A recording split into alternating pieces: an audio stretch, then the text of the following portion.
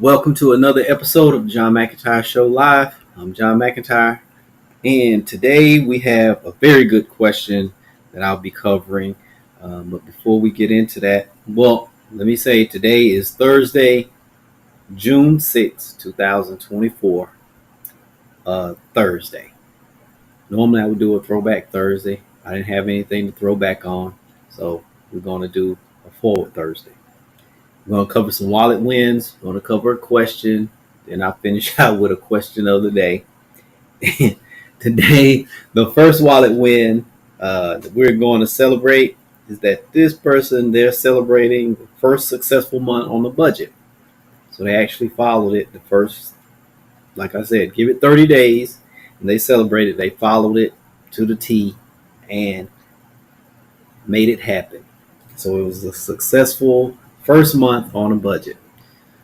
That's always good. Most of the time, first month, second month, you're starting to get it on track. Third month is when you start to roll, and then after that, it pretty much you can pretty much stick with it. Pretty easy. It's showing that it's going to work for you. You might have to make some tweaks depending on the season, like I was saying, like I've said plenty of times before. Depending on the season, you might have some extra spending come up. It could be summer. Summer gets very expensive because, like for instance, it's June.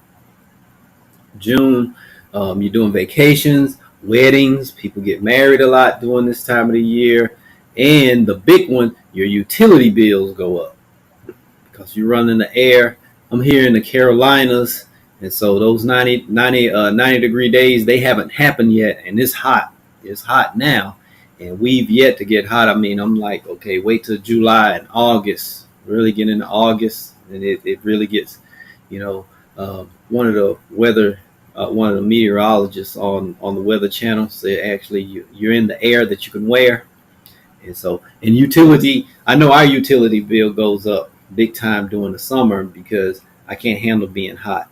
Just can't handle. Well, my entire family, we just cannot handle being hot. Don't mind the cold. I can work with the cold. Put on extra clothes, extra layers. Summer, it's only so much you can take off, and especially in public, unless you just want to go to jail. So bills go up during the summer, and so that's what a budget. Really working a budget this time of the year is really every season of the year. It's always a good time to really stay on top of your budget. But this time when you really have a serious spike, then the next one is right around Christmas, have that big spike, the Christmas spending happening. So yeah, that first one, very good. Second wallet win, paid our son's birthday party with cash. It's always good because we know that a summer birthday parties can get large and expensive. So you want to do everything outside. I take it maybe this is a young child, so there's probably bouncy houses and ponies and clowns and everyone, and everything. All of the works probably is like what is it? An amusement park in the yard, and so that was good. I actually saved up and paid for it with cash. Done my share of the parties for the little ones. And Andrea, she would go all out. Then I started learning that the kids, they like to keep things simple. Why can't I just have my party at McDonald's? Okay, wish we'd have known. They would have saved a few $1,000s. So it's usually the parents that want to do all of the big stuff, and the kids they could really care less. The next day they probably won't even remember it. And so that's not exactly a good thing. It's like Christmas. Financing those, paying interest on something, that can really stress you out big time. And the third one is really serious. Made my last payment to the IRS.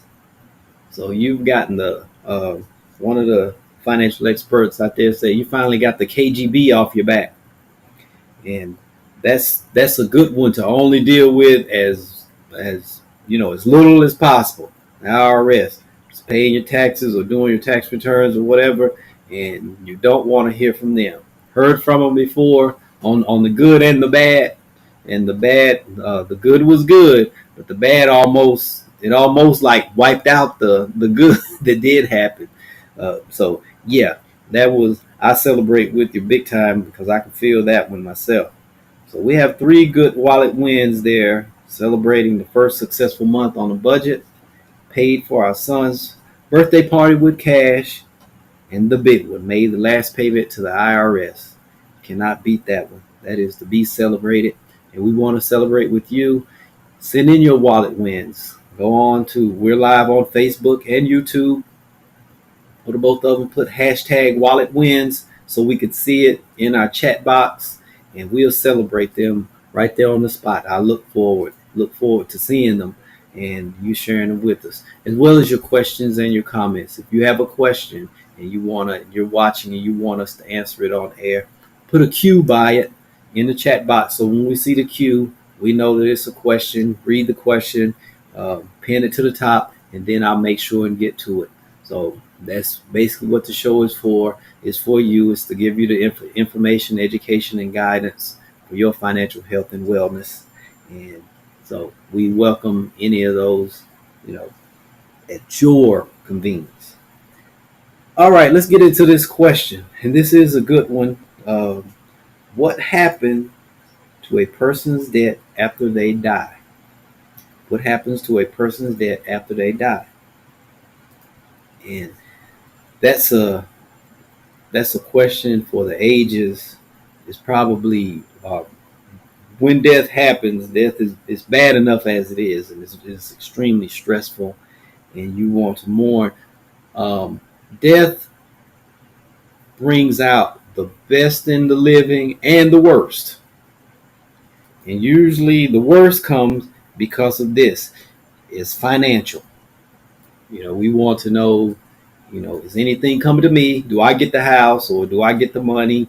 Something like that. I've seen some of the best people in the world turn into the, monsters after a death.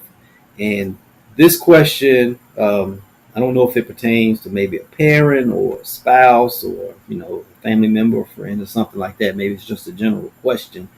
But here, just to answer it, when someone dies, the property, there's an executor that has to make sure that all of this is taken care of. And what they do, if there are debts, they sell everything. Pretty much have to sell everything to pay the debts, pay off all debts, because the way that it works. And I'm in North Carolina, and I'll say this as I go throughout this answer. This is state specific. So depending on your state, it depends. That 2-word answer.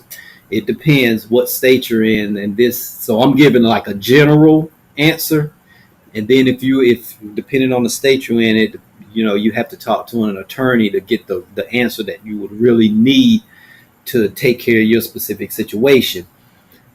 But generally, what happens? The debtors are informed of the death because that is public knowledge. So it is in the newspaper. It's in the newspaper and at the courthouse. This particular person has passed away. That is to inform any debtors. So then after that, the executor comes in, and if there's a lot of debt or whatever, they sell. They're in charge of selling the house, selling any other property. And then what happens after that, if money is left over, it goes to the heirs. If there is no money left over, then the debtors are just out of luck in certain situations. So that's like the quick answer. Then now I go a little bit deeper into it. The executor takes care of selling everything, property, whatever, to cover any debts. Unless, in certain situations, if the house, for instance, is paid for, there are debts. You don't have to sell the house. If some family member or someone steps up and just pay the debts off, they can keep the house. That doesn't happen. All property is sold. Now, we can move forward. Now, when in certain situations, for instance, with property, you may be responsible if you was joint ownership.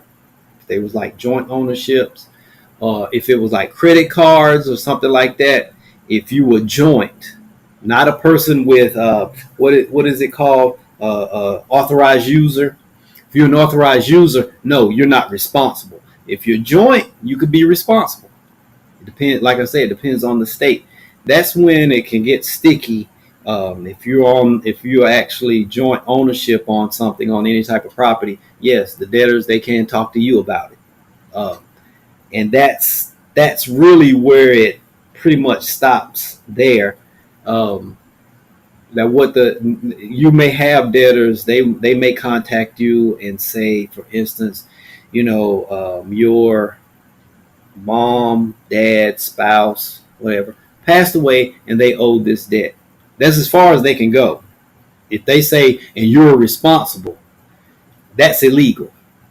So they can't call and say, hey, you're responsible. Your mom passed away, left this debt, owing us this money. We want our money, and you're going to pay it. Or we're going to send Guido or someone after you to collect, a collector after you to collect. That's illegal. They can't do it. All they can do is just inform you. You'll probably already know anyway. Um, but that's usually a little silent tact. This is like a little tactic they use. Hopefully, you'll say, "Oh, I'm sorry, I didn't know that they had paid. How much is it?" And I'll take care of it. Don't do that. Don't do that. Just the executor is going to handle everything there, and then you will be communicated with. So just let the executor handle it. Anyone else, any communications happen, talk to the executor. I'm not the executor. Now, if you are the executor, you know the rules. You know the rules of the state. If you're not the executor, just don't even pay it any attention. Um, and like I say, if you was a co-signer, now if you did co-sign for the loan, also, if you co-sign for the loan, you could be responsible for paying it back. Like I said, co-signer, joint owner, not authorized user. If you was just like I have a credit card, Andrea, she's authorized to use it. But if something happens to me, she's not, liable for that debt. She wouldn't have to pay it off. My estate would take care of it. And if the state doesn't handle it, can't handle it, then everyone's just short.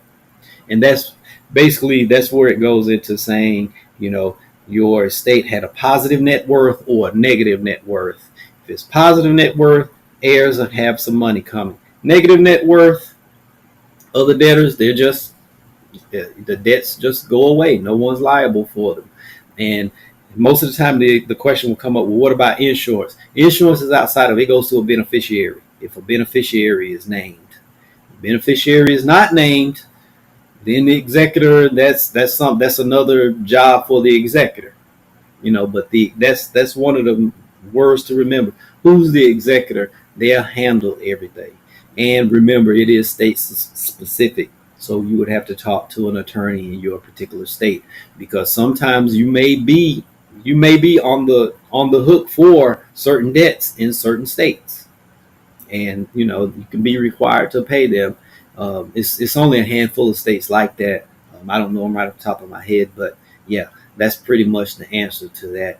If someone passes, let the executor handle everything. Number two, unless you was a co-signer, joint owner, something like that, you won't be responsible for paying back any of those loans. So I hope that helped. And remember, have any type of a question like that, it's always better to just talk to an attorney, and they'll answer your question for you. Uh, let's see. I wanted to make sure I answered everything with the spouse, and because sometimes people think, well, if something happens, the spouse is actually responsible. That's not the case. It depends on, like I said, it depends on the state, joint ownership, co-signing, things like that. Uh, Especially, you've heard it like with student loans, all of that. All of that goes away if you're in a certain state, and everything like that. So I hope that answered the question. You can always, you can go to Google, look up for it in your particular state, call an attorney, and there you go. All right. So I hope I answered that question. That was a very good question, and it's one, like I say, it 8, 9 times out of 10, if there's property involved, it's not going to be pretty. Rarely, unless the person prepared ahead of time. They had wills, they had, did estate planning, and pretty much has let everyone know what's going to happen up front. Then it can be pretty much smooth. But if that didn't happen, then it won't be pretty. And so that's my advice, is to do estate planning. Just do estate planning. Have those hard conversations. It's just that easy, and to make things much smoother after. Ask those questions. I know that there are hard questions. I received that question a lot of times, and I've had to talk with uh, parents and children, be almost like a mediator, just having a conversation with them of saying, hey, do you have insurance? Do you have a will? Do you have this? We need to get this in place, because if you pass away, this is what'll happen. And we don't want that to happen. We don't want your property to be locked up for long periods of time, or, having to have a fire sale for everything. And so just have that conversation. Have the conversation, do your estate plan. All right. Let's switch gears. Let's go here to the question of the day, which is, I know my answer, but I'd like to hear yours. You've been gifted $1,000. What are you going to do with it? You've been gifted $1,000. What are you going to do with it? I tell you what I would do with mine, what I've done with mine when I get back from my little getaway. That's me.